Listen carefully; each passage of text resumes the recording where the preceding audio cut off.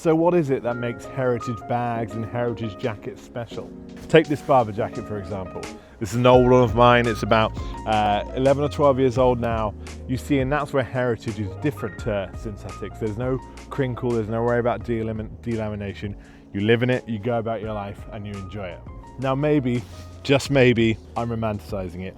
I'm from the British countryside, and the smell of waxed cotton in the rain does something to me as a deep visceral feeling, as an emotional connection when I think about growing up, and the smell of wet barbers or wet wax jackets was sign that was adventure was afoot after we went rambling in the forest. There's something about a product that is part of me, and that the more I put into it, the more I get out of it. But the question we've got to ask is, what makes those heritage items so special?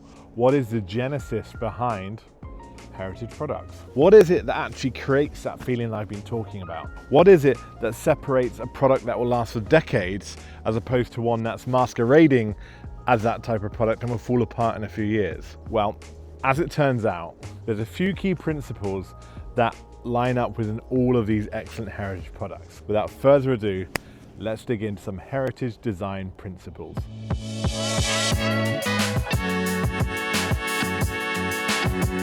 You see, the architect Christopher Alexander actually spent his entire career figuring out what these principles were. And he came up with the idea that these timeless principles really came under something called quality without a name. When you can't quite put your finger on it, but it's something about a product that feels just right. And we all know that, we've all experienced that, where you can't quite verbalize what it is, but there's an X factor, or there's something that feels perfect about that bag, or just right.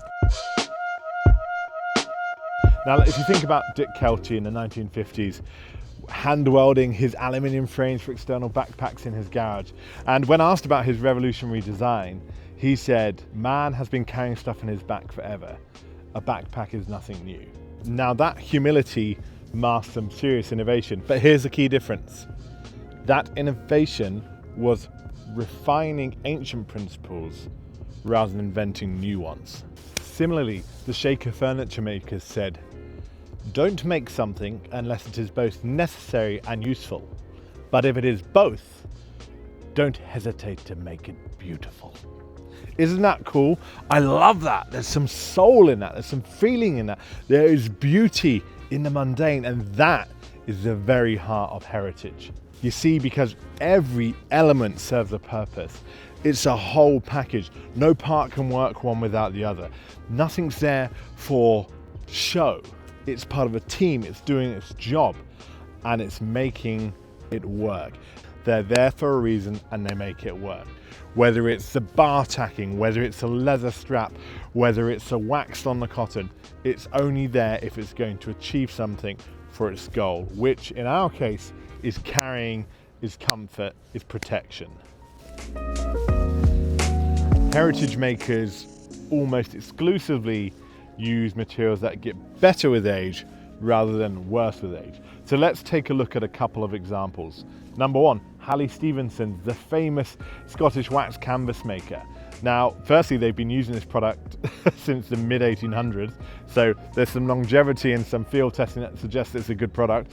And then secondly, the materials themselves are fantastic. Cotton itself is pretty burly, and then once we've waxed it, it gets even stronger. And two, if it does rip, don't worry, you can just darn it or patch it. Similarly, Italian vegetable tan leather.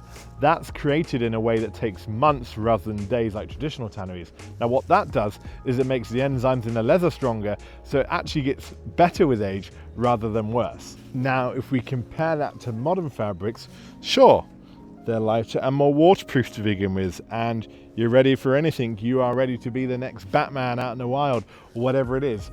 But that might only last for 5 to 7 years, because after that, maybe the fabric starts to delaminate, maybe you're getting puncture holes, and those can't be darned or reproofed. Sure, the fabric might outlast the coating, but didn't we get the coating because it was waterproof in the first place?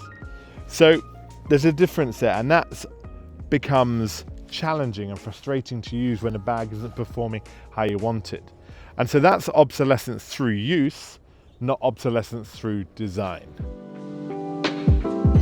Hand stitching isn't just romantic nostalgia, it serves an actual purpose too. It's mechanically superior in some cases.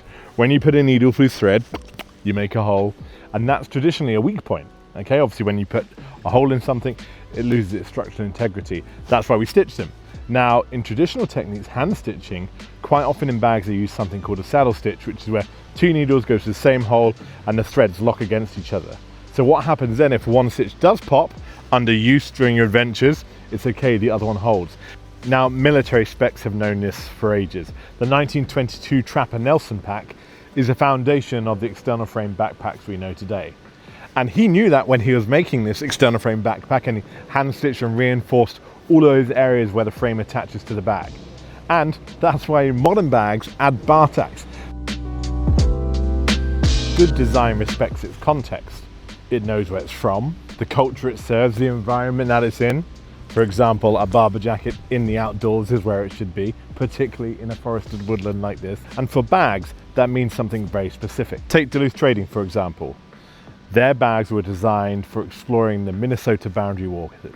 The big lid, the flat bottom for the base of the canoe. Design that fits its context, that respects its environment, and guess what? Because of that, was a resounding success. So when a modern brand designs a heritage bag without understanding how the bag will be used, how it'll be loaded, what environments it's going to face, then we're falling a little bit into the dress up without really understanding the play we're in. Because good design, heritage or otherwise, kind of asks like, how is this bag going to be used? Right, the fundamental tenet, like, what is this bag for? And if we focus on the aesthetics over function, then we're going to come unstuck pretty quickly from a usage case point as a consumer. For example, an urban commuter bag is going to need entirely different proportions to a wilderness adventure bag where you're trekking for 3 days. A bag made for the Scottish Highlands is probably going to need different materials to something that you're going to use in the American Southwest. Now, heritage bags are actually built around how the human body works. Now, when it comes to bags, that's very specific about how we carry load, and we all know that our hips are one of the best places to carry weight. So we keep our weight close to the center of us, and that's been the same for 5,000 years since Otzi has been using his bags. Because you see, the human body is a human body, the engineering doesn't really change. But that doesn't mean that we can't make enhancements. Just look to the 1970s, Carryology and their revolutionary quick release hip belt, which finally allowed up to 90% of the pack's weight to be transferred to the carrier's hips. This is what we're getting at with the heritage. The principle of hip bearing weight happened from Norway in the 1800s. So Carryology just perfected the mechanism. They'd made it better, they'd made it more refined, they'd made it easier to adjust on the go. There is heritage influence everywhere in the carry world. Original principles just turned up a bit. So human scale means designing for the body, not for trends, and how it actually works, how bags sit in your shoulders, how it affects your back, how the body moves with it when you're using it. And the thing that heritage bags will always have over anything modern is that they've had centuries of testing. They've got real world feedback from people who've used that design or that style of design for decades, if not longer. That's why so many of these heritage styles stick around and continue to be made, because they've proven over the track record that they're successful, they're good at what they do, and sometimes while they may not have all the bells and whistles, they are certainly in the reliable category. One of the most compelling aspects about heritage bags is that they embrace change rather than avoid it. And it's something I've always loved about heritage bags when I think about how the leather softens and how the wax canvas starts to show its patina and these little marks, and the brass zippers get a bit worn and all those type of things. But the beauty of those materials and that style is that with a bit of elbow grease and a bit of know-how, you can really bring things back to life. I've personally found great joy in doing that. And spoiler alert, that is not a new sentiment. I know. The Japanese have this amazing philosophy called wabi-sabi, which is basically embracing this idea of transience and change. And heritage bags do that in a way that is so wholly charming and different to other products that I interact with. I find it really an engaging part of the heritage ownership experience. Muted greys, subtle greens, earthy browns, pale whites. There's a reason that heritage bags and goods often keep their palettes understated. And the sentiment's quite simple. It's really about being part of the environment rather than standing out, blending in rather than standing out. And that's where we talk about versatility again. That's where a tan backpack can come from a morning hike and go to a business meeting, no problem. Now, you try and do that with a bright orange technical pack, and maybe people in the restaurant are gonna think there's a medical emergency. So you can see why these timeless backdrops is something that's so key when it comes to heritage styling and heritage aesthetics. Small details reveal philosophy quite often, and heritage bags take that very seriously. If we look at the Austrian Outspring code buckle, for example, now that costs about 10 times more than a standard plastic hardware, if not more.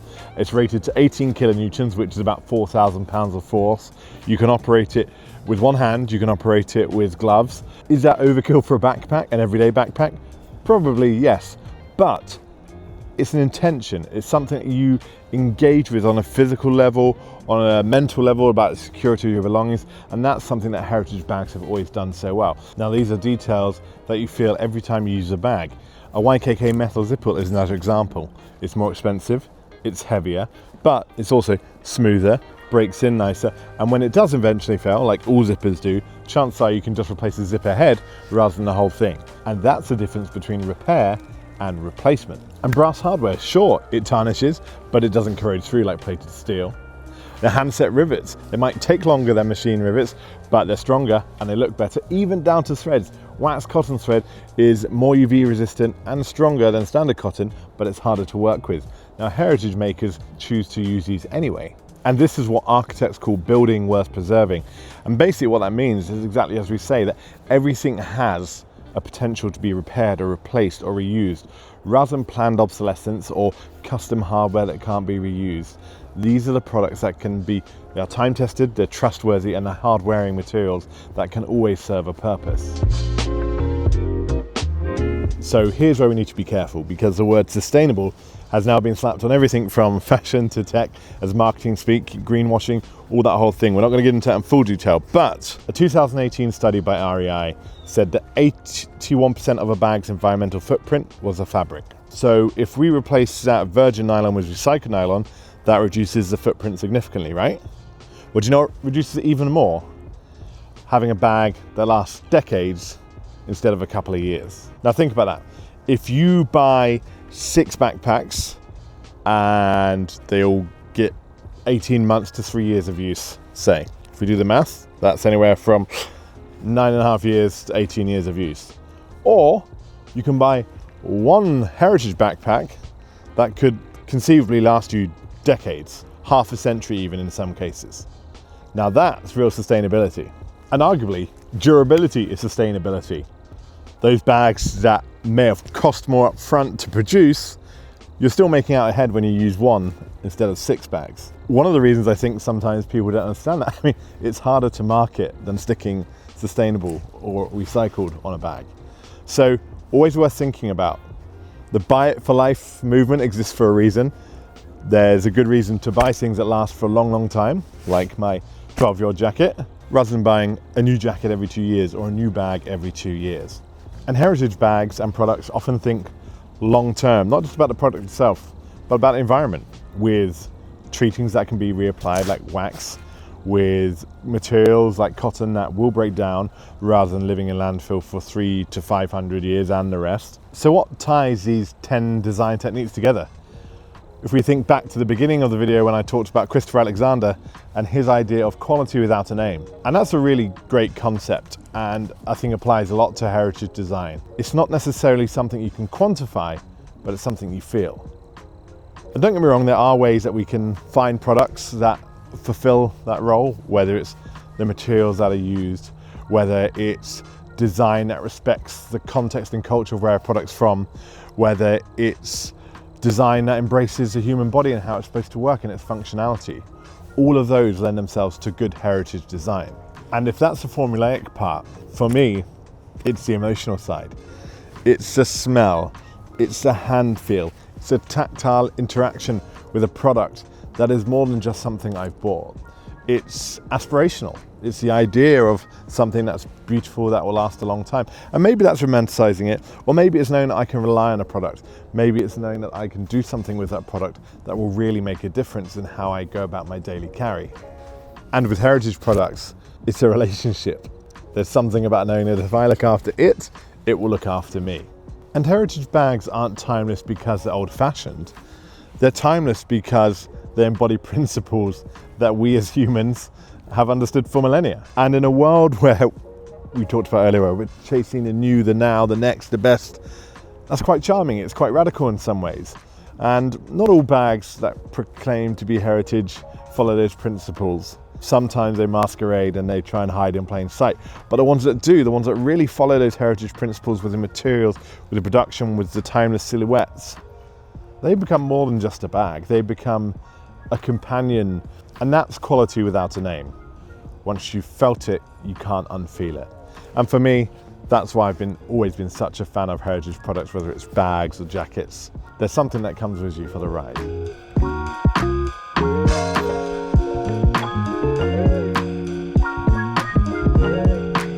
Carryology is proudly backed by our friends at Bellroy. To learn more, visit our About Us page, link in the description.